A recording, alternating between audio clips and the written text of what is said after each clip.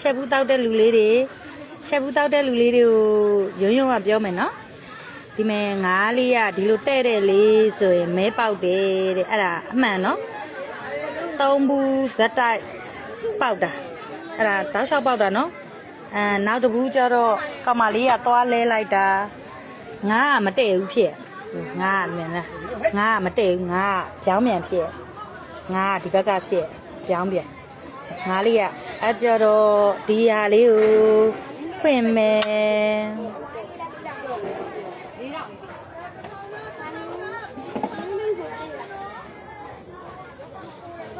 မှန်ပါတယ်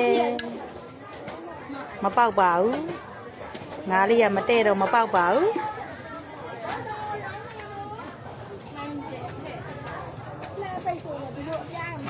အမငါလေးကဒါလေးကတဲ့တယ်လေဒီလိုတဲ့တဲ့လေးနော်ချက်ဘူးတောက်တဲ့လူတွေတဲ့တဲ့လေးကိုကြည့်ပြီးတော့တောက်ပါမဲပေါက်မဲမတဲ့တဲ့ဘူးကမဲမပေါက်ဘူးဒါလက်တွေ